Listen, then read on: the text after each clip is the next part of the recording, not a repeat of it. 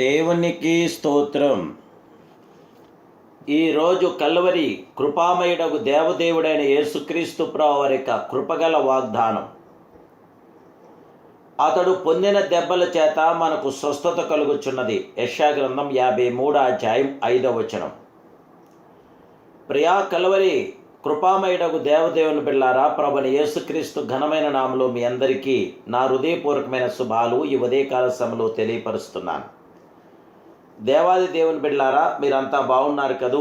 మహిమాస్వరూపుడైన యేసుక్రీస్తు ప్రభువు యొక్క కల్వరి రుద్రము ద్వారా మనందరికీ జయము, విజయము, ఆదరణ, సంరక్షణ కలుగుచున్నది. యేసుక్రీస్తు ప్రభువు వారు కార్చిన విలువైన అమూల్యమైన రక్తము చేత మనకి స్వస్థత కలుగుచున్నది. దైవిక స్వస్థతనిచ్చు పరిశుద్ధ రక్తము యేసు రక్తము. యేసు రక్తము ద్వారా మాత్రమే మనకి సంపూర్ణ ఆరోగ్యాభివృద్ధి కలుగుచున్నదని జీవగల దేవుడి పేరట తెలియపరుస్తున్నాను.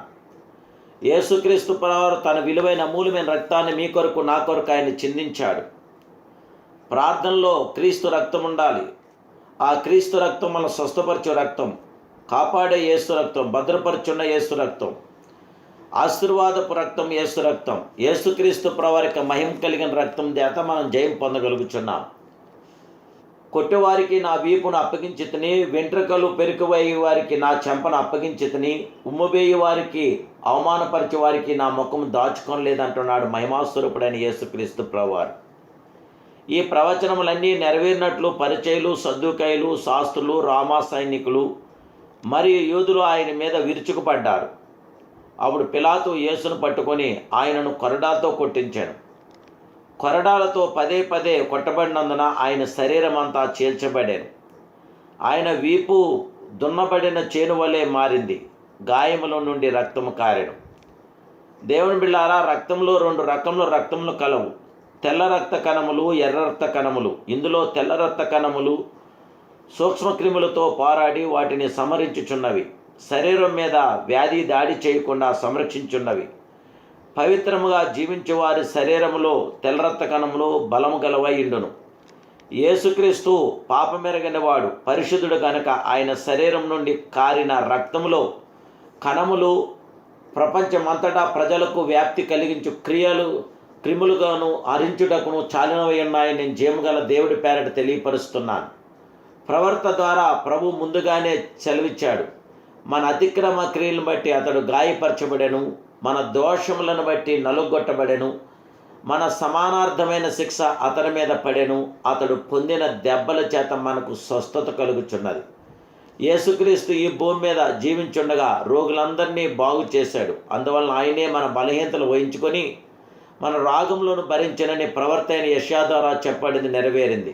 అవును, క్రీస్తు తానే మన రాగములను భరించనని విశ్వసించినప్పుడు మనం స్వస్థత పొందగలదు. రామా ప్రభుత్వం నేరస్తులను భయంకరంగా శిక్షించిండు. 1 తక్కువ 40 కొరడాలతో కొట్టించుండ్రి. కొరడాల చివరిలో ఇనుప సీసంతో చేయబడిన కొక్కెములు ఉంటాయి. కొరడా ఎంతో పొడవుగా ఉంటుంది. ఒక వ్యక్తికి కొరడాతో శిక్షించుండగా కొరడా 2-3 సార్లు శరీరంను చుట్టుకొని తీవ్రంగా గాయపరుస్తున్నాయి. కొరడా చివరిలో కొక్కెసములు గాయపడటం వలన కండరములు చీలిపోచున్నవి, రక్తం ప్రవహిస్తున్నది. యేసుక్రీస్తు ప్రభువారు 39 సార్లు కొరడాతో కొట్టబడ్డాడు. ఆయన దేవదేవుని బిళ్ళారా, ప్రపంచంలోనే ఘోరమైన వ్యాధులను లెక్కించదు. విచిత్రంగా వాటి సంఖ్య కూడా 39. అవును, ప్రభు మన కొరకు 39 సార్లు కొరడాలతో దెబ్బలు తిన్నాడు. కారణం 39 ఘోరమైన వ్యాధులు ఉన్నవి. వాటి నిమిత్తమే నలుగొట్టుబట్టకు క్రీస్తు తను తాను అప్పగించుకోగలిగాడు. దేవుని బిడ్డలారా, యేసుక్రీస్తు ప్రభువారు మన కొరకు మాత్రమే ఆయన సిలువ మానుపై శ్రమించారు, మనకి జయవిజయటానికి.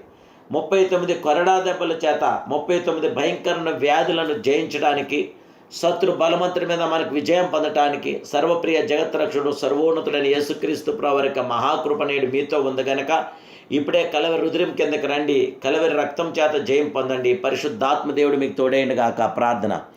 మహాపరిశుద్ధుడు, మహోన్నతుడు, సర్వోన్నతుడు, సర్వాధికారమైన మా ప్రియ ఆది సంభూతుడైన దేవ, అద్వితీయ సత్యస్వరూపుడ, ఇమ్మానుయేల్ ప్రియకర్త, నీకు స్తోత్రాలు తెలియజేస్తున్నాను. రక్షక, నమ్మదగిన వాడు, ఎంతైనా నమ్మదగిన దేవుడు, సర్వోన్నతుడు, మీ యొక్క ప్రసన్నత, పరిపూర్ణత మీ బిడ్డలైన మాకు అందరికి దయచేసి నీ కుమారుడు యేసుక్రీస్తు ప్రవరక కలవరి కృప బిడ్డలందరి మీద దయచేయమని, అందరికీ అందులో జయం దయచేయమని, ఆశీర్వాదాలు దయచేసి, కృపాకిరణాలు దయచేసి, పరిశుద్ధాత్మాభిషేకంతో నింపి జయమిమ్మని యేసునామమున అడుగుచున్నాను తండ్రి.